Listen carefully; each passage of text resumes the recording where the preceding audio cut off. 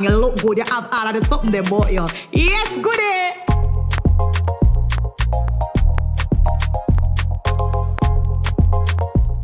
Hi, guys, welcome back to another episode of the Good Girl Podcast. And as you can see, I'm recording from my bedroom, so it's kind of weird talking to the camera and everything, because usually I have my amazing co-host Jody, but this is, as the title says, it's called Keep Going, and it's just kind of a story of my journey.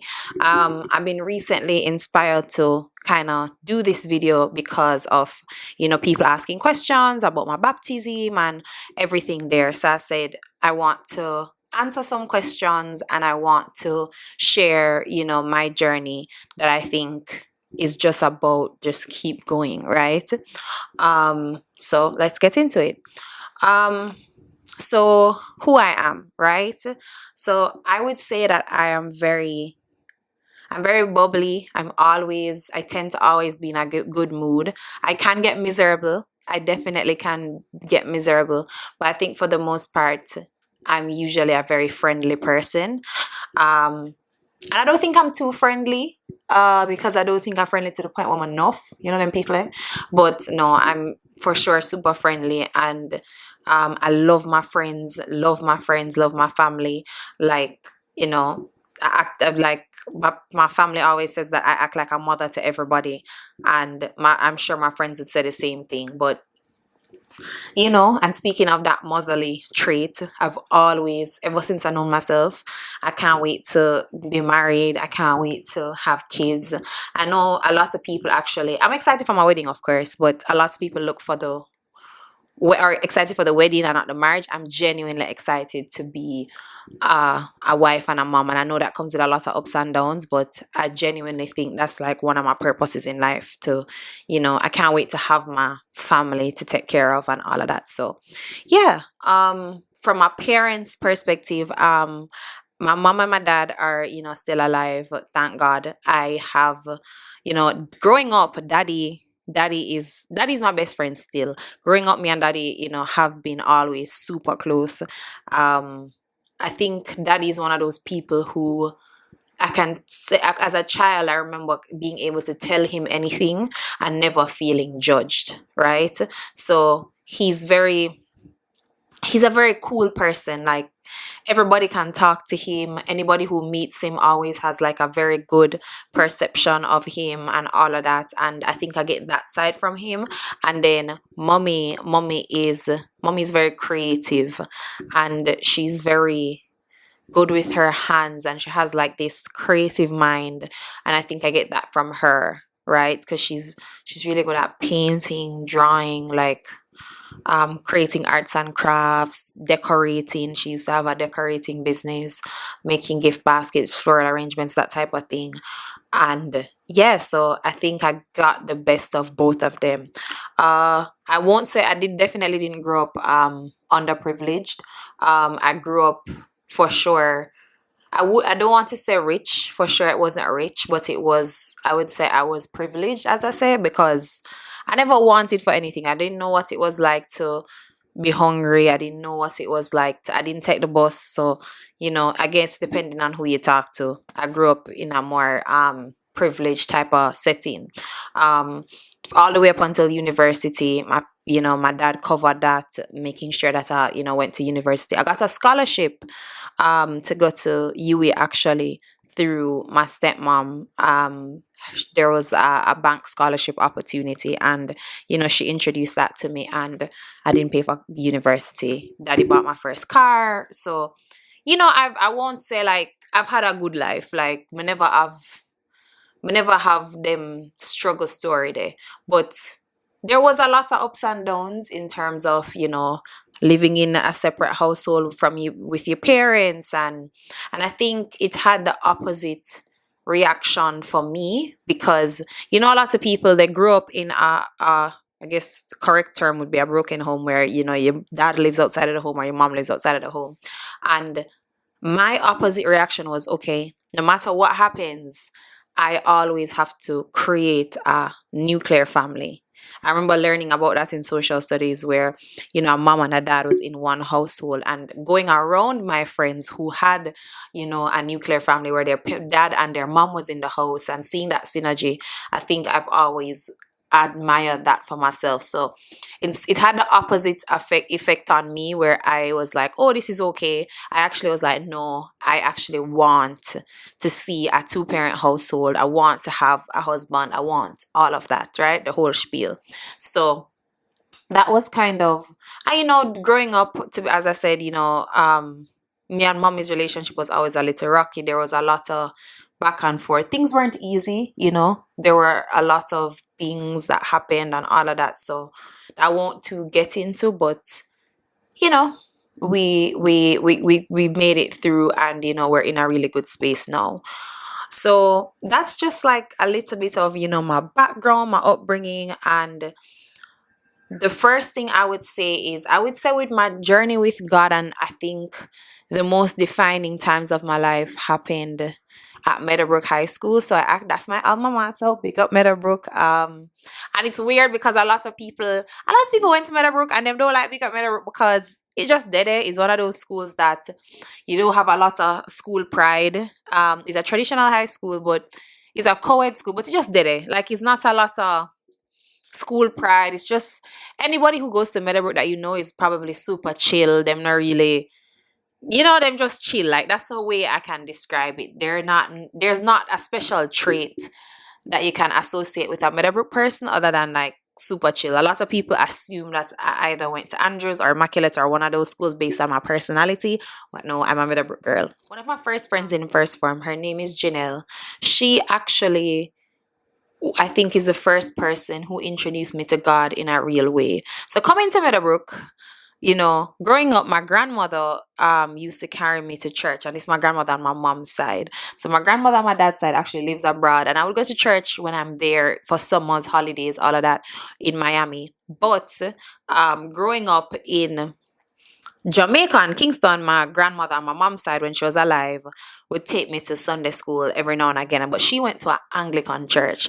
And so them church there, them don't speak in tongues. No, you're not doing a spirit. You're not doing an altar call.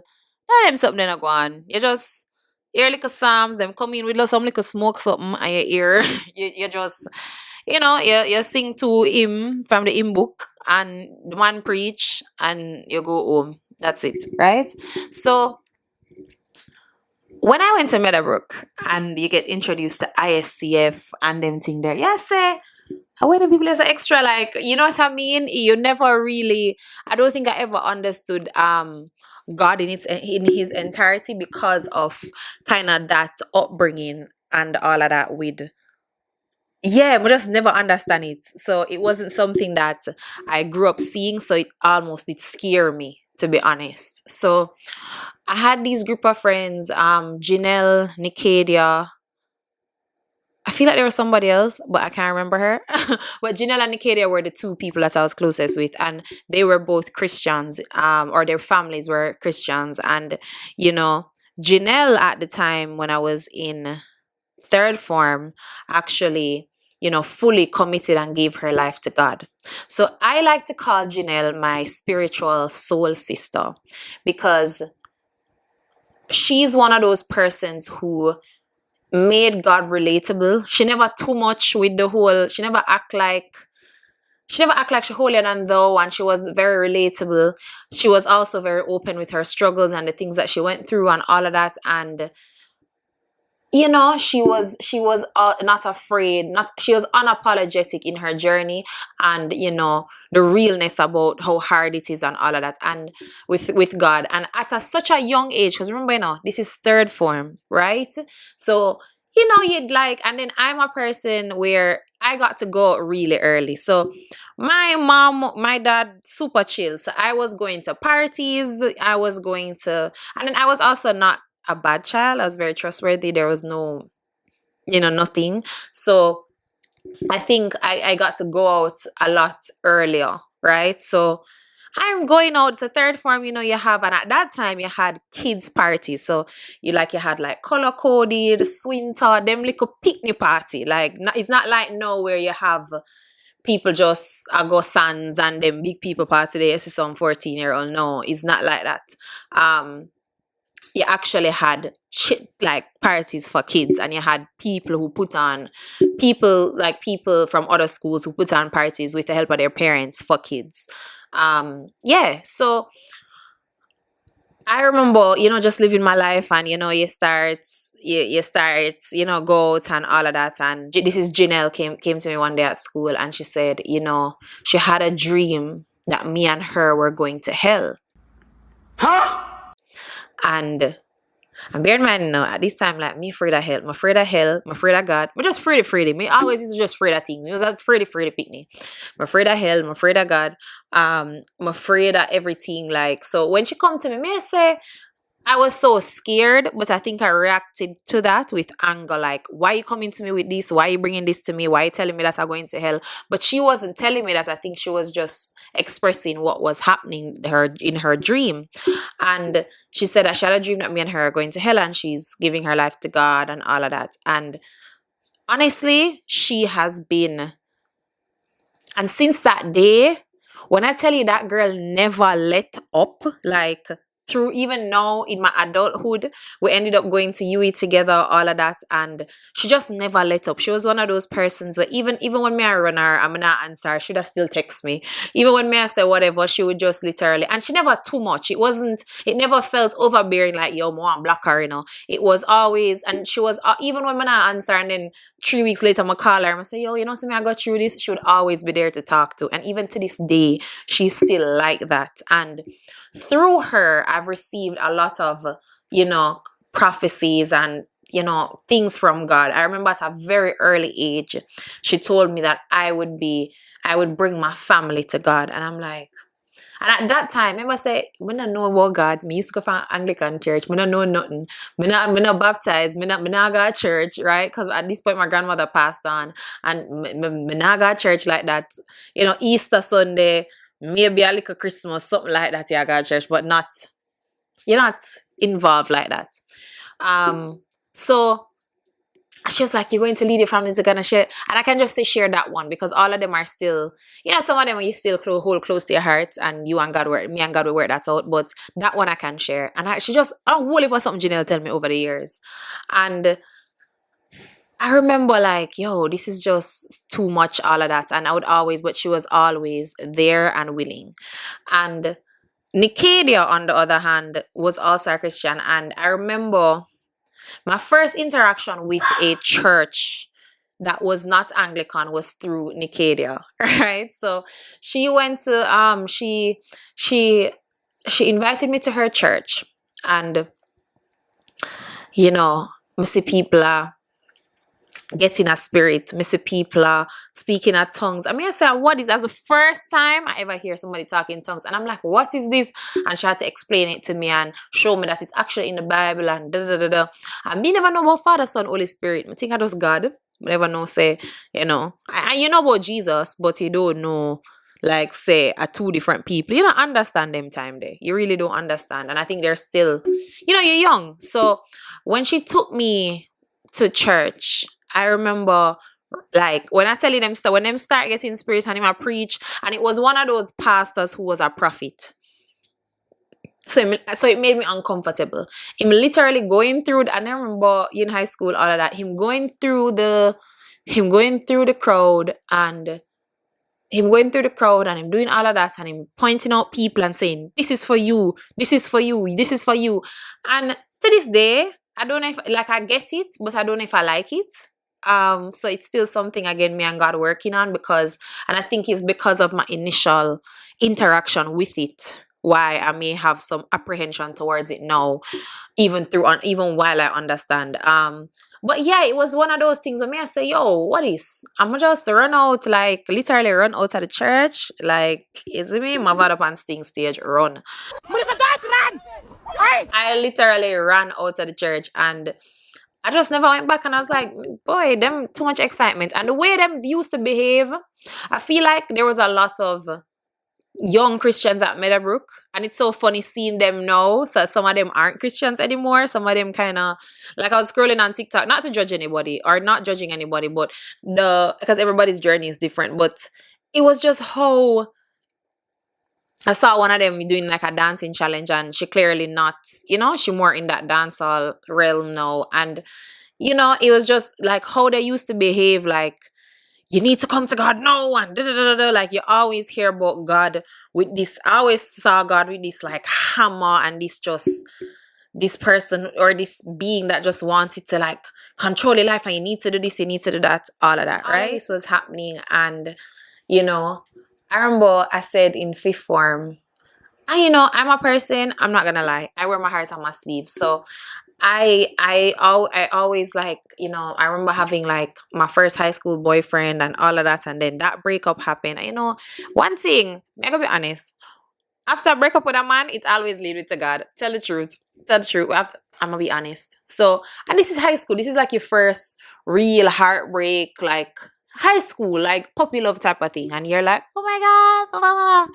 So then I feel like that's when I kind of really started praying and kind of talking to God. And I'm like, okay, I get it. Like you start feeling a little thing, you start feel God presence, and you're like, wow, this nice here, like, and then I remember I said, okay, I'm gonna give my life to God. And at this time I'm in fifth form. So, and I remember the same year my mom told me that I could jump carnival. Yes, I was jumping carnival in fifth form. Trust me. Yeah. So it was the first year I could jump carnival, and I remember buying my costume for carnival, and this is very relevant to the story, right? Because carnival was one of those things that I grew up. My mother used to jump almost every carnival, and when I tell you, say, I used to look at her pictures in her costume, and I was just so excited. And yeah, man, she used to go Juve, she used to do all of that. Like she was a carnival person. So I always wanted to go. And I'm like, oh, I can't wait till I'm old enough and all of that. And she finally give me the green light, like, yeah, man, you can go a carnival and all of that. I'm gonna say, yeah, road. And at that time, for sure, no, at the costume was $17,000 Jamaican dollars, which was a lot of money back then. But you know what I mean? It wasn't. I never know big money. So compared to Norway, I spent $1,000 on a costume, and it was one band, it was just bacchanal. And I remember, me and one of my friends who, because I had like school friends who went to Meadowbrook with me, and then I had like a lot of outside friends, because again, you start go out young, you're in the social scene, social media was just popping, people, everybody put up on Facebook, and you become friends with people and all of that. Yeah. So it was the first time that, I could jump carnival. But you don't know, I said, I wanted to give my life to God, and then at that time, I feel like me just take it. Yeah, you're supposed to take it serious, but I took it too serious. So I delete all of the song them off of my phone, but like I gave away like all my clothes. Like I was just doing the most. Like I was just doing the absolute most. And if you know me from them time, they know so I was just doing the most. And by the time carnival come back around, I was back. Like I was like, okay, whatever, this was a phase. Like, you know what I mean? I was not. By the time carnival come back around, I was completely like, when I say out tight, I mean out tight. And yeah, I didn't want to jump carnival with my friend them, and I was like, okay, God, bye. Like that was fun. It was a moment, but we're done with that. And then I always say to myself, oh, when we reach 40 and me a big one, we can start doing something there. You know what I mean? Because it always seemed like that's something that you should do later in life, like committing to God, all of that. Anyways, along the journey, after this, I think that was the most defining moment where I can say, okay, I had a true experience where I felt close to God. I think that was the first time I prayed for real and felt like I felt God with me and all of that. But anyways, everything happened. I ended up, doing CXC, and then I went on to UWI. I actually did my major in economics, and then my minor in management studies / marketing.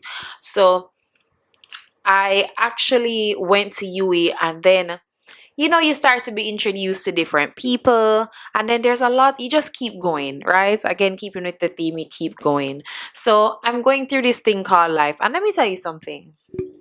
After that first carnival, I think the year that I started UWI, That was fifth form. And then I kept on jumping after that. I think I bought like about, I think I would have bought about two costumes, like for myself, two costumes in my entire life that I've bought, right? For after that, I started, modeling. So modeling was something I actually started to do from high school. I worked with this really big photographer in high school. His name is Courtney Chen. And after that photo shoot and my pictures went on Facebook, I started modeling for clothing companies and all of that. Cause that was like a little hustle back then, right? So the store them would have pay you for come model them clothes and all of that. And you know, so you're doing that, and you're doing photo shoots, and so when that happened, because of that, ended up when I started college, there was a band, that I think it was like the first band outside of Bacchanal, and it was called Jamaica. And then I started modeling for them, and from there I literally have never paid for carnival costumes since, because of the fact that I knew all of the people and I modeled, and I always got just a free costume because I modeled from. So Carnival always launches the costumes always launch in November of the previous year, and then April is the actual Carnival day itself. And let me tell you something about how. And I'm not judging anybody who jumps Carnival, like live on a life. Everybody have their own journey, and I'm just telling about my path. But the enemy will use the things that he knows that you love. I did love partying, but you see, carnival was my thing. Like soca season, I look forward to it. When may I tell you, I'm excited. I can't wait for we my battery rider shots and go on with myself and do all of that. I was genuinely so excited to do that. And no, I'm in this situation where I'm not paying for costumes. I'm not doing any of that. I'm modeling. Everything is good. So I'm going. But again, this whole time, there was a emptiness. And I remember being in university, going to U. At the time they had this hookah party. It was a Thursday. No, it was a Thursday night, because I think it was hookah Thursdays or something like that. And I remember it was like raining, just heavy rain, and me and my friends said, "Oh, we're gonna go out and all of that." And I remember stepping outside and seeing the rain, and I was like, "But I needed to go out." And I think that was the first time I realized that, wow, I really feel like there's no purpose in what I'm doing, you know? Um, so I'm there and the rain is pouring and me I go outside. I remember going outside, my friend come pick me up. I remember going outside with my little umbrella, and me and her was in the car, and we dress up, and then we're saying, "Oh, boy, may I say look on where I get ready." We were like laughing at the fact that we're actually going out and nobody's gonna be there. And when I went in, we realized that the place pack up. I remember it's all day rain. Like it wasn't like it just start drizzle and then it come down after and get ready. Like it been a rain. The forecast say rain out, all of that.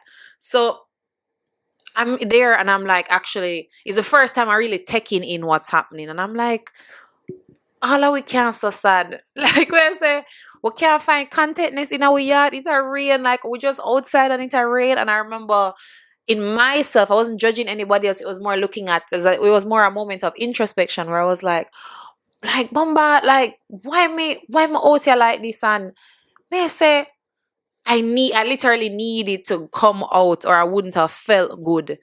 And I'm like, that's when I really started to realize that. And I think I remember coming home that night and praying. And I was like, God, I don't know what go on and all of that. And I start to realize that while I'm going, God is keeping me. Right? God is like showing me himself in little ways. And then along the journey, you're going, you get some destiny helpers, you get some people who make you, see a different side of life. So when I started to go university, I became friends with my friend Chelsea and my friend Abby, because we were all studying econ and we'd study together all the time, and we became like really good friends. And Abby was a 7 day Adventist, and it was my first time meeting like a young 7 day Adventist. Cause every 7 day Adventist me didn't know all. So, and Chelsea's parents were Christians and like actually fully like committed to church, and they were super. It's not just they were the type of Christians I wanted to be like, and still would like to be like. They were super successful, so their businesses were successful, all of that. And I remember feeling like, wow, like, at the first time I see, because I always have Christianity as a poverty religion, like, so when you give your life to God, a poverty, I say, which is a really common misconception when it comes to God and all of that. And I remember, like, and I never even liked to hear the word Christian, or even now referring to myself as that is still weird to me because of how I saw it. But again, there's a lot of people and a lot of situations that have made the faith look bad. But when you really get to the true essence of it, which I'll get more into in this story, you realize that nah, it's not the way you think. So along the journey, we're still going on, we're doing our thing. And I remember, seeing Abby like on a Friday night, and we would be studying on a Friday night, and at 6 o'clock, she locks down her stuff and she takes the time to meditate on God and all of that. And I thought it was so admirable. And no matter how we would push her, like, Abby, like, you know what I mean? She took that vow that she made to God very seriously. And I remember, you know, church hunting. So this is the point now. I'm like, okay, yeah, I see the value of God. Me and Chelsea would have conversations about God all the time. My friend Gabrielle, we became close as well, like super close. That's one of my very best friends to this day. Gabby was always a person. Gabby would get up and still gets up at 5 o'clock in the morning and read her Bible. Like, is a God girl. That's like, so she always talk about, me not believe in a motivational speaker. She said anything me need for know for motivate me in the Bible. So that was always Gabby's whole thing. Cause me would have like try listen to a like a Steve Harvey, a like a whatever. And she always has said, motivational speakers not real. Everything where you need for know, it's in the Bible. So me I say, whatever. So because I had those destiny helpers, and like, you keep going, you keep trying to learn, and I started to go to different churches. So I remember I said last time I said I run out of church, I started to try and go to different churches. My friend Dana, again, another destiny helper, I think, she carried me to her church. And then I remember her pastor, she had a female pastor, and it's the first time I was seeing that, and her pastor said, to tell me that, I'm a good person and I have so much love, and she can see there's a light attached to me. Janella tell me this from me a picnic, and me I say, Lord God, another person, you know what I mean? And I'm like, okay, there's clearly something that God is trying to show me. There's clearly something that's trying to be done. But again, you still live your best life, my out, you're in your relationships, you're doing all of that, and you're having sex, and you just live your life. Like, you're living what you think is a normal life. And I remember my friend, and you church hunting, right? I remember, so one of my best friends, Jen, you guys must be like, you have enough best friend, but I have enough very close friends. I've been blessed with friendships. So my friend, one of my best friends, Jen, she actually carried me to this church. So everybody always talking about Swallowfield, but I've never gone to Swallowfield. And I remember, I don't know why, I just never felt led to go there. And then, a friend of mine, Jen, as I said, she said to me that, hey, there's this pastor from Swallowfield. He's really good. And there's this church at Police Officers Club. I think we should go. And I was like, okay, girl, no problem. We can go together. When we went, it so happened that somebody she knew personally was sharing his prophecy. And when I tell you, say it was nothing like I've heard in a church before in the best way. It was so real. It was so honest. It was just like the man just say, yeah, man, me used to smoke, me used to drink, me used to, man, like him just talk, like he was just very honest, and he still keep it like church where you can hear it, and it wasn't too much, but it was just raw and real about his journey. And I remember thinking, wow, like, we found like this can share in a church, like, you know what I mean? Because I've never experienced that. And then the message and the pastor did just radical, like still to this day. His name is Pastor Dwight Fletcher, head of Transform Life Church. They're now at 63 Hagley Park Road, and that church has been, from that day, when I tell you that church has been pivotal in my journey, because Nobody now watch nobody at a church there. Nobody now watch nobody close. Nobody now watch nobody do nothing. Like everybody come, they will receive God, and that's it. And if they need to intervene, they'll do it in the most respectful way. I have not to date, like obviously, every church has their kings where they have to work out certain things and you're learning and whatever. But I have not had a bad experience with that church. When I tell you the people in that church, because the people make the church, the people in that church they focus on God first, and them really make it easier. Because let me tell you something. And when you hear me talk, me was a skeptic. Me used to think Christian people mad and them extra and them I do the most, like we are once a far, like me, like we are getting a spirit, or the spirit never yet catch me, or me never yet feel. So like when I tell you, so I was just the biggest skeptic because it just never make no sense, right? But faith is belief in things unseen and belief in God. Even though you may not, you may not see it at first, he gives you signs that he's there. And throughout my life, it's like, as I kept going, I realized him there. And since I went to that church and I felt comfortable, I started to go every now and again. Some Sundays when I wake up and say, somebody need to go to church, and I would go. Then I graduated university, happy, but still, you're in the life, you live your best life, you do your own thing, you party, you live your best life. And I remember, even, and then it's so funny how kind of even in everything that you're doing, you realize God is around you. Because I was around my friend, Brittany, my best friend Brittany, and her family a lot, and they actually, her mom is a Christian, and that hear little things, and I don't even know if she realized that, like, I would pick up on little things by just being around her family based on the conversations, because her family is very open and them talk to each other, and them, so I started to pick up on little things, and I was like, oh, okay, like we would have conversations. We had a very in-depth conversation about God once, and I think it made an impact on me. So every now and again you realize little things, and how God is like just working out the puzzle pieces of your life and doing him thing. And I remember going to CPJ, and like this was my worst experience working. And me and my old boss, super cool, but the environment just was not a great environment. So I started to work there. I never loved it. It was very stressful. But I liked my job. It's just that the people that I had to work with sometimes it was just very hard for me. I would cry every day. I would cry to my friends. I would just cry every day. And I remember saying like, God, what is this? And I just say, all right, I'm gonna start pray about it, and but you still lean into your own understanding at this crossroads. And instead of going to God, because I really didn't know how to, I go in church every now and again still, but I'm still whenever lukewarm my heart. Like because I haven't even committed. I'm not calling myself a Christian, but just I live my life, right? Just a breath and I go on.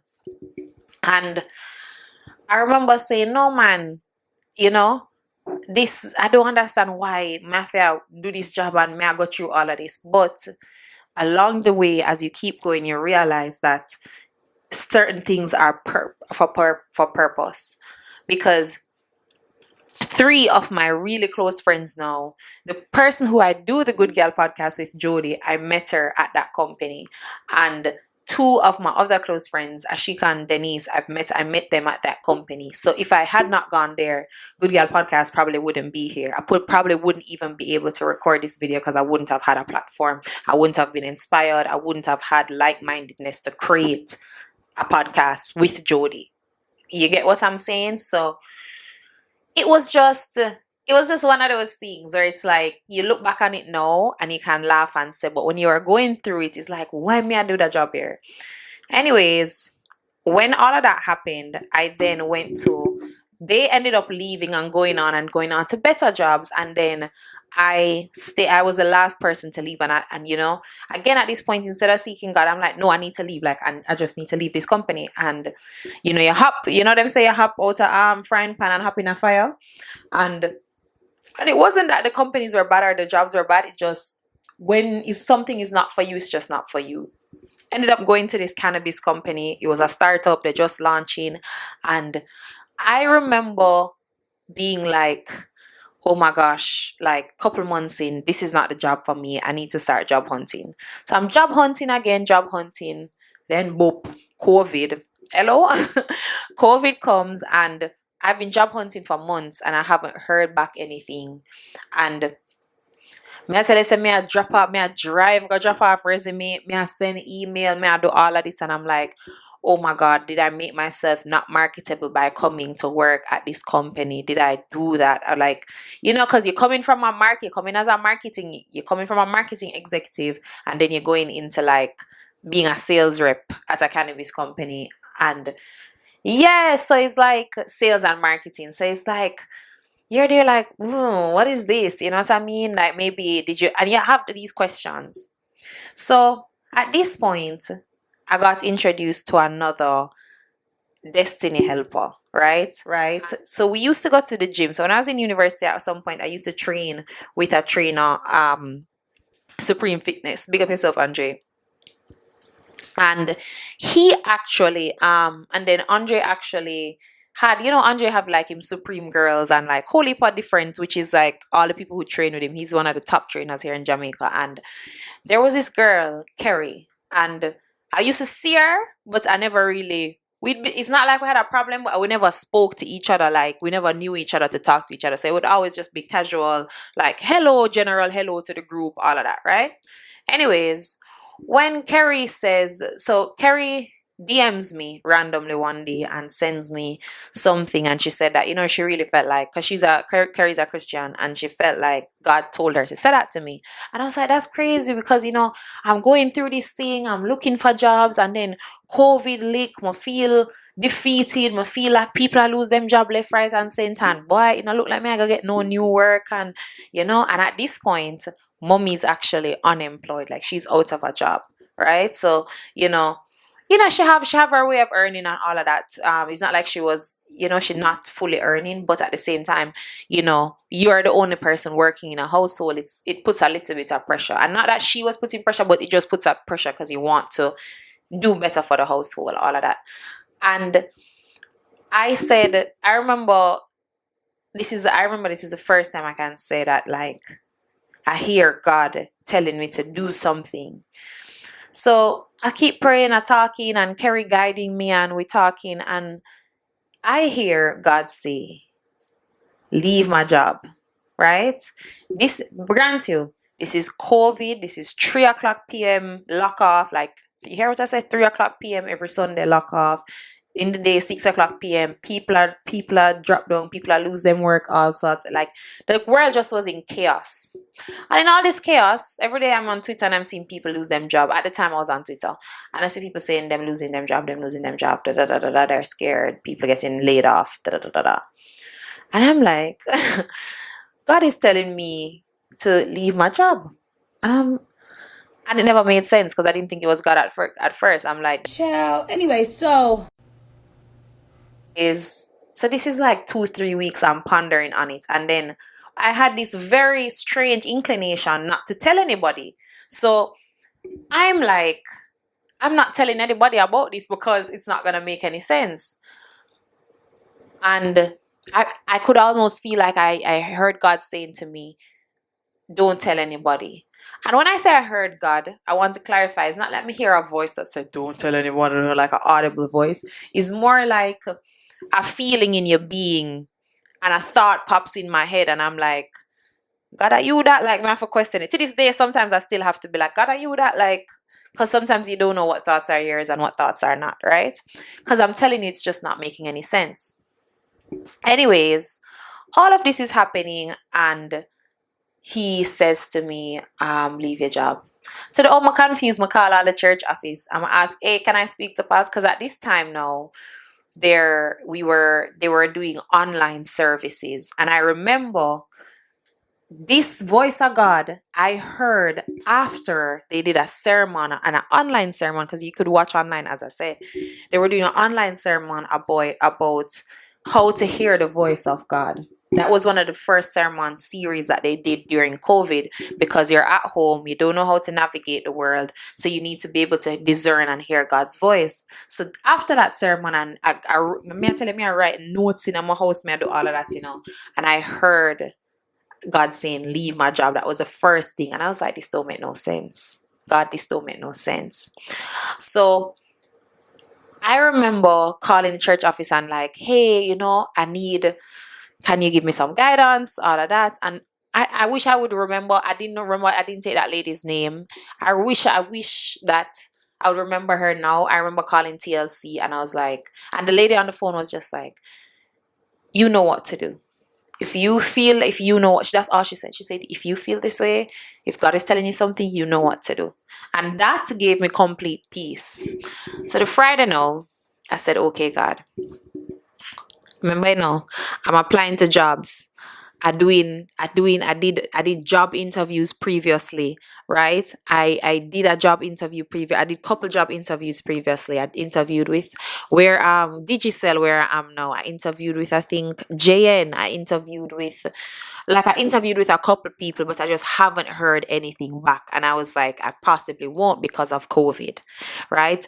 And all of the interview, especially, you see the Digicel interview especially, I thought I tanked that interview.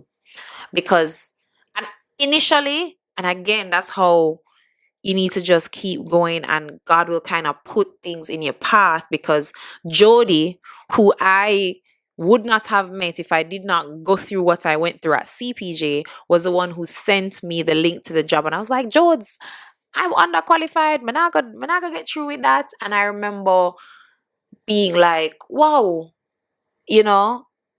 okay, I'm just gonna still apply, right? I remember being like, okay, I'm still gonna apply.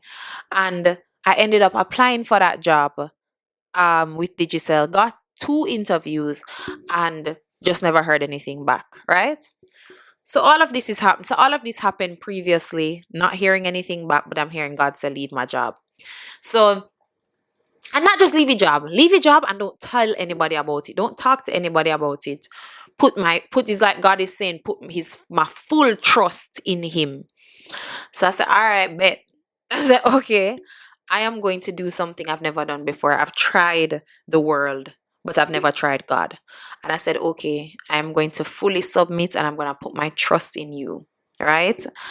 I resigned from my job the Saturday, because we used to have to work on Saturdays. But I resigned from my job the Saturday. I said the Monday morning, I came to work and I got 2 emails, one from JN and one from Digicel, right? So I'm like, wow, like this is actually, that it was so surreal to me that this is almost like God was waiting on my faith for him to open the door. And I remember in the Bible, like in my head, I remember in the Bible where who walked on the water? Peter? Paul? Peter walked on the water. I remember thinking about that, like, when Peter walked on the water, faith did make Peter walk on the water. And as soon as him lose the faith, him dropping in the water. So I'm saying, the fact that is two of them now must come from God. Because we know say, as long as we have a God, we have an enemy. So I said, okay, try trick me up, Satan, right? So I'm like, God, I prayed and I said, okay, God, I see 2 in front of me. Which one is the one that you want? I said, can you please make that clear to me? Because I don't want to make another mistake and go into a space that you didn't want me in.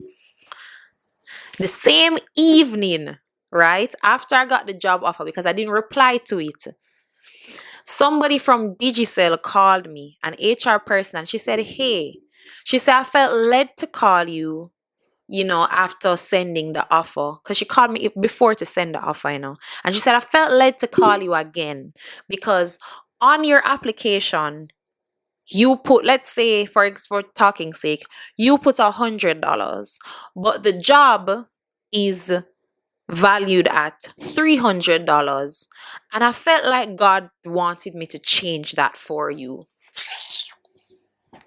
Mister, when me hear that, I said confirmation, and I was like, damn, God, you work fast. Like, I was like, no, sir. I saw God quick. It was quick on him feet. And I remember running out of my workplace and like jumping up. And I was like, and it wasn't about the money. Well, clearly happy about the money. Wouldn't like more money than you planned for, you expected. But it was the fact that when she said that God, she felt like God told her to call me. I was like,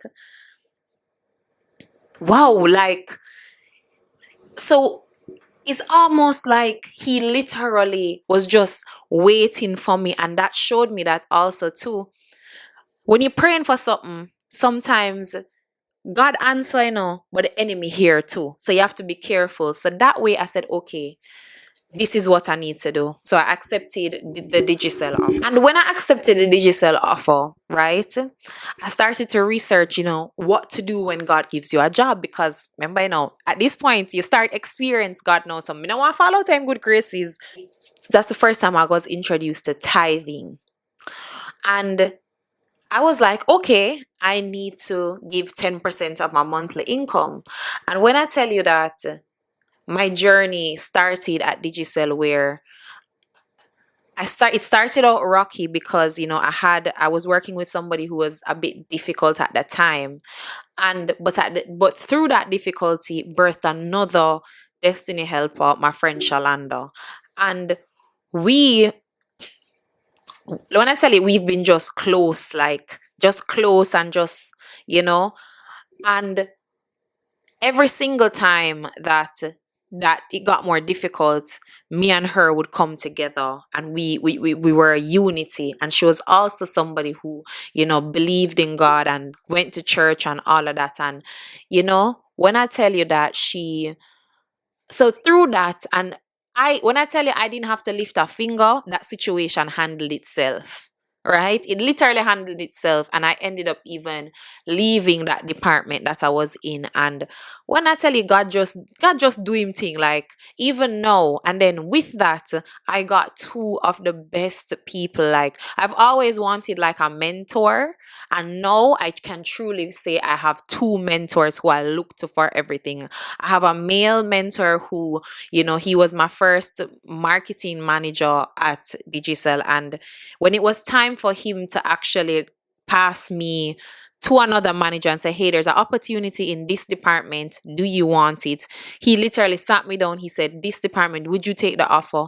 And he did it. And now that's the role I'm currently in. And the manager I have now, oh, she's amazing. I don't know if they want me to call them names. So that's why I know my friend them not gonna care, but I don't know if they want me to call them name. But when I tell you, that lady is like, she looks out for me. She, and even the just the people at Digicel, the people that I've had to work with, the privilege, like, I genuinely love working there, right? I genuinely love working there. I love my job. I'm passionate about the product. So when I tell you that God knew that I needed to be there, right?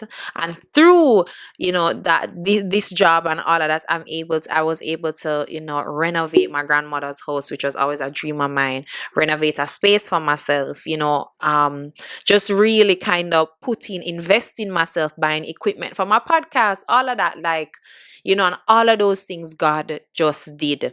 But at the same time, with all of him goodness, you're stubborn. I'm stubborn long time. I tell some run out of church, me do all of that. Girl could I tell me something I got help me, say, me I do my thing. And I'm just doing the basics, right? So I'm just a tapping. I go to church every now and again. May I pray. I make sure I pray before I go to my bed. May I pray in the morning. But as time passes, you realize that you need to go a bit deeper. Right? You need to go a bit deeper. So I remember at one point I could only listen to like Joel Osteen and that type of thing. And I realized that I needed something a bit deeper, right? To just give me more understanding. So you start discover this TD Jakes, the Sarahs, the Michael Todds, the Stephen Furticks, like those popular preachers who go a little bit deeper into the word. And let me tell you something. Everybody serves a purpose in the kingdom of God, because I know a lot of people like to bash like Joel Osteen and his messages, but everybody serves a purpose, because some people can manage the whole pudding, some people can only manage a bite. You understand what I say? So at that time when I was listening to Joel Austin, I could have only managed the bite. Sarah and them did too much, like it would have overwhelmed me. But as I grew in my faith and I realized that I needed a deeper thing. And my friend Gabby used to always listen to Michael Todd, and my friend Waynette, right? Another Destiny helper, would always listen to Stephen Furtick and post it and all of that, right? And along the journey, my friend Waynette, and I started to see how God just put people in. Waynette is actually somebody that I knew from high school. We knew each other in university. We always like cool and all of that, but she actually started her walk with God before mine and all of that, and she realized she did kind of sister with the right this, and we started talking more. But again, she's further along, like she'll take it way more seriously. Me, 1 foot in, 1 foot out, like fully there. And she went ahead and she invited me to her baptism. So we both attend the same church, and but she went ahead and she invited me to her baptism, and this was like 3-4 years ago, right? And I just got baptized this year, so for sure so there have been a lot of people who just wait for me, just work with me, just say all right, you know what I mean. And she invited me to her baptism, and that was the first time I've seen like in person a baptism. And I was like, okay, it's not that bad, all of that. But I don't know, the baptism did just hard for me to come by, because it did just seem like the end of the world, like me I fully give up or give in. It felt like I give up, like it felt like I was giving up my whole life. And yes, I did do that, but at the same time, I didn't look at what I was to gain more. So, because of what I would have experienced with my testimony and, getting those two things in front of me, I'm thinking, God just working out everything. He gave me the job. I'm starting to fix my home. And now I said, the man. You understand? Because my tell you, I always want little and married and have the picnic them on the house. And I say, so God nice, him not really need much. Me I say God don't need much. People are going like this hard. This not hard. Christian life not hard. Like, and I still, at this point, I'm still not calling myself a Christian. Like, I'm like, okay, yeah, man, I'm a believer. And when I tell you that I met like these two really cool, really down to earth guys. One of them was just like, we we're just super cool talking as friends. And one of them, we started talking on social media first and all of that. And one of them I met in person for the first time, and then we just started speaking. So let's call one A and one B. So I liked A more. I'm gonna be real. I really liked A, right? A was the one I met in person, and we just started speaking and we hit it off.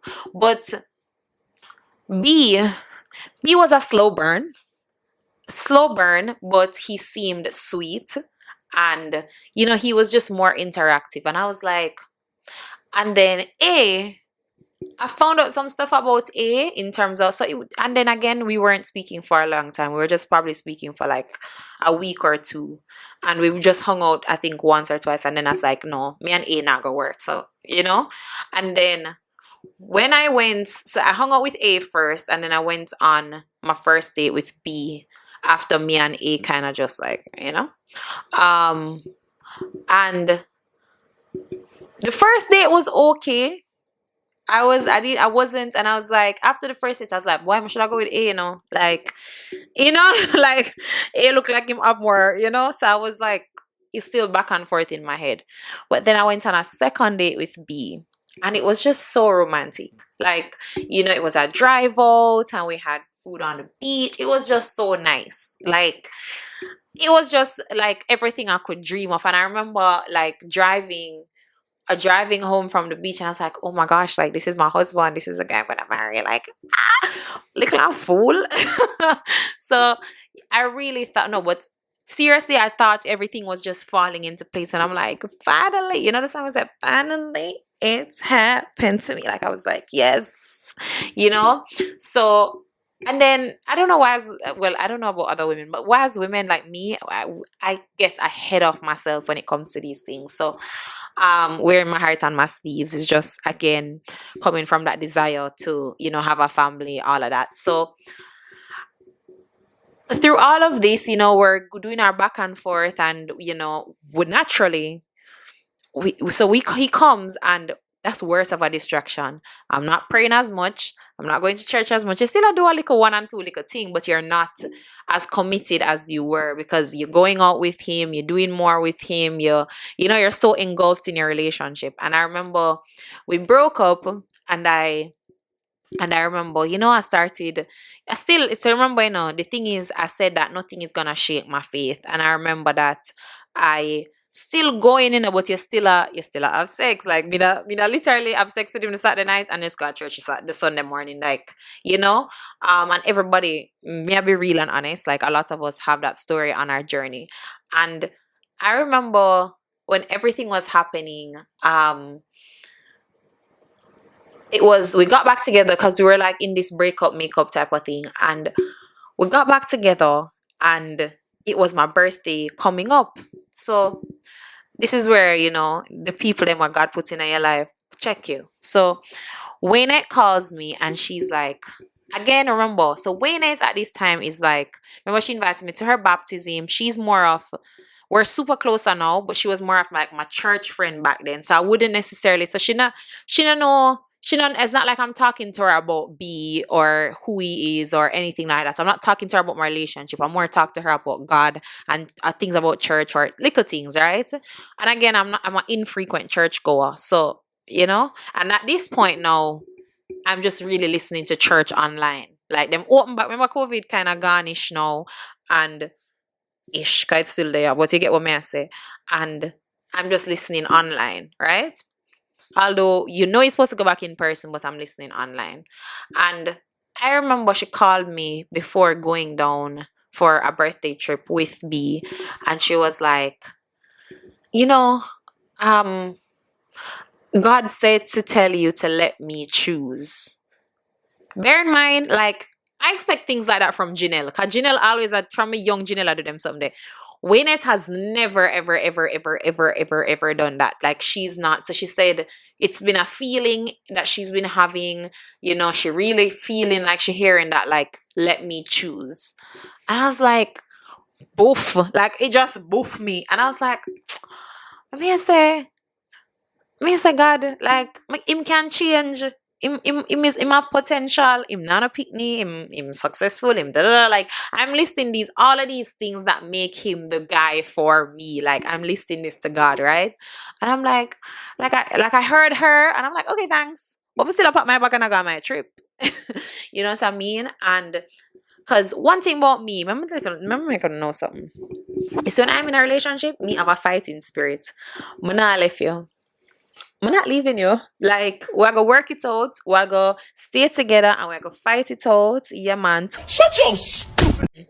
We're gonna fight it out and we're gonna work it out. So that's how I was at the time.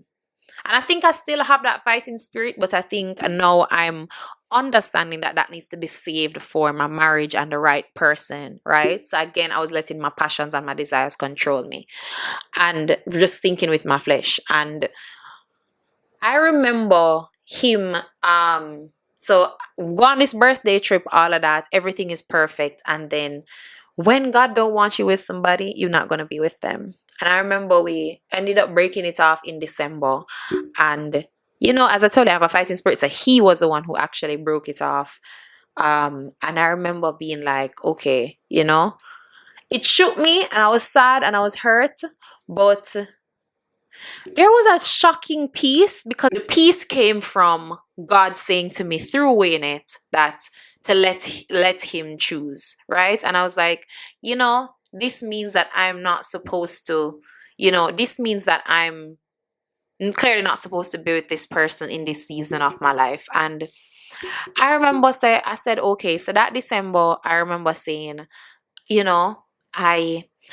okay, God, I made him a promise. I said, I felt like I needed to go back physically into church. And I said, no matter what I do Saturday night, I'm going to go to church on Sunday. And I kept my word. So I just started to go to church every Sunday, All of me and go home 2 o'clock in the morning partying. And it's like slowly but surely, all of these things started to trickle off. I wanted to go. Because I know I have to go church on Sunday. I need to go home earlier. So I'm not doing as much late night events. My taste start changing. Like all of these things start changing. And because of what I'm hearing at church and not wanting to feel left out, not wanting to understand, I start to read these different Bible stories and I start to look up and start to write down, and everything just kind of, it really, really, really, because you always hear growing up, seek ye first the kingdom of God and everything will be added on to you. And it never made any sense. But it really is like, come to God, He will give you what you need. Everything will drop off naturally, like He will do it. You asked me years ago that, and tell me that I would be in the place where I'm now with God, like serving Him, praying, doing all of that. I tell you, you're crazy. Like it could never be me. So when I started to go to church, and I remember Carnival come back around, right? And I told you Carnival was very relevant to the story. So if you've made it to this far in the video, you know the initial story about Carnival. So I remember modeling again for Carnival, and I remember modeling Saturday night to going to church on Sunday. And I remember being like, oh, I feel like such a hypocrite, like, and I posted that in my close friends. And somebody said to me, no, everybody has their own journey, everybody has their own path. And it reassured me. So sometimes it's not always, quote unquote Christian people that give you, that God uses to minister to you. So it's like, I just heard like, keep going. And she said, I think she actually said, keep going, right? And he's the most unlikely person you'd think of. Actually, it was, I can say it was actually Shanzi. So like, big up yourself, Shanzi, because that meant a lot to me. And she told me to like, just keep going. God knows your heart. Like, don't worry about that. Everybody have their own path and journey. She reassured me of that, right? And I remember, so, you just I kept going. And I remember so, leading up, Carnival is in April of the next year, right? So that message or that communication would have happened in November of the previous year. So you still going to church, you doing anything, all of that, you're single, you're living, you all of that. And I remember, but remember now, you go in church every Sunday. You promise God you go to church every Sunday. And Carnival is held on a Sunday morning. So you can't do both. It's either Carnival or church, right? I may say blow. But say, I wanted to jump Carnival, right? And I remember saying, okay, I'm going to jump Carnival. You said I put on the costume. First of all, I be a costume problems when I have. I never get my wings or nothing. And so when I put on the costume, I felt naked. I'm a person who love my body, like love my body. And when I put on the costume, I felt naked. I felt like, oh my gosh, why am I showing so much of myself? Like, because naturally I still want to be hot, like I still want to look good, I still want to be sexy, but there's different ways to do that, right? And I felt naked, and it was just like, I've never felt like this before. When I went on the road, I was having fun. I stayed on the truck the entire day. I never felt like I wanted to do this anymore. And I remember being at Carnival and being like, I wonder what them talking about in church today. And it hit me that I'm no longer here mentally. I'm trying to hold on to this old part of myself that has been left. And I'm no longer in this place mentally. And not judging the people around me or anything, but I just wasn't there anymore. And the next week I went to church. And I said, boy, them got chastisement. Nobody, my friends, all of these, when I took a church with me, all of my friends, none of them chastised me. They treated me like normal. Everything was normal. And they didn't make me feel judged, right? They didn't. Janelle, all of these people who knew I was on my path with God, who saw what God was doing, they didn't say anything. Everybody was just silence. And in that silence, through that silence, I realized that, what am I waiting for to get baptized? Like, what am I waiting for? So you guys saw me post my baptism on, if you follow me on Instagram, you saw me post my baptism in October. However, I got baptized in July, right? So actually, so I posted, so I got baptized early July. I got baptized on July 9th of 2023, and I didn't post it till October 4th, 2023. So that's July, August, September, October. So 4 months later, right? I invited all of my close family and friends, and I got baptized. I had a baptism brunch. It was really special. It was really a great day. And, you know, that it really felt like it was time. And but at the same time, right, again, you're baptized, and because I started walking the path before, I was ready to kind of give up certain things. So you start to change, certain things start to drop off. But again, you're not making the public declaration, because in my head I was like, there's a part of me that was like, and I knew it was like that thought came from the enemy to say, can you really do this? Can you really do this? Like, is it going to be like you did in high school where you go come back again? You know what I mean? And I remember waking up on my birthday and just praying to God and thanking Him for another year and feeling so grateful about everything. And I said, you know what? I'm gonna post. And when I posted, He gave me, and I told God that all I wanted for my birthday was to hear from Him in a way that I've never heard from Him before. He gave me a prophecy for my life that was so clear, so direct, and He did it through Janelle and another person on Instagram, Ashley, randomly, who they both didn't know. They know each other, but they didn't know that each of them were messaging me. So God was just really confirming. And everything Janelle said, Ashley said, right? And I'm like, did you talk to Janelle? And she's like, no, why? She was literally confused. And so I got a really great birthday because I made my public declaration and honored God. So hopefully after that video, yeah, I win $10 million. A joke. But you get what I'm saying? Like, so when all of this happened, you just keep going. I'm feeling alive. I'm feeling in faith. I'm feeling good. I'm feeling strong.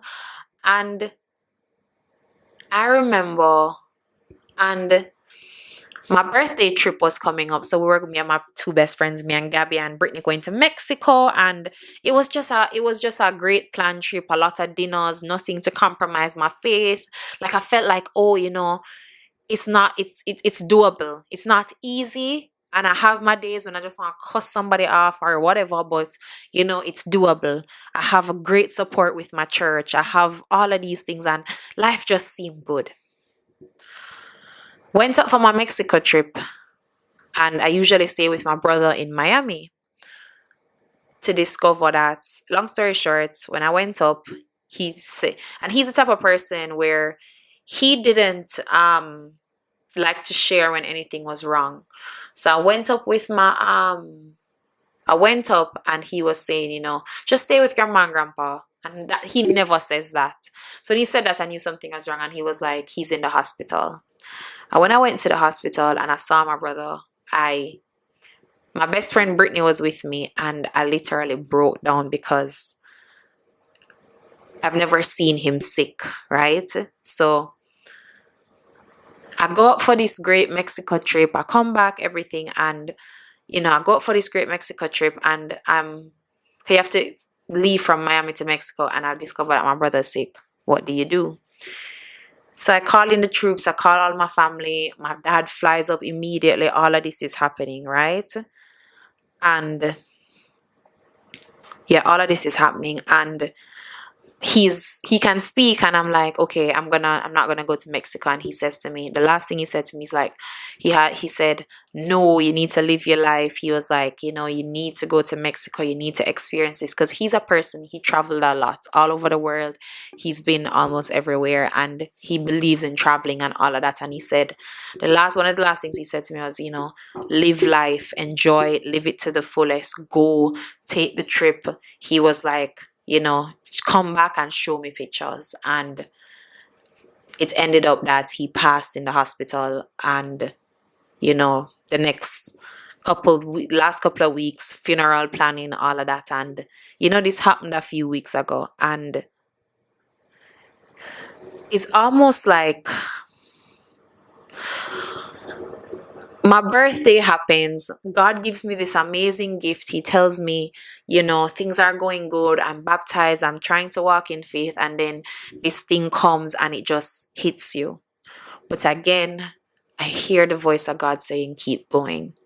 So the day after, we found out that he had passed away, I brought my family to church with me because I feel like my church has given me the most clarity. And when I tell you that, the people at that church, when they heard that my brother passed, because I was asking for prayers from different people when he was going through his illness. And when I tell you that,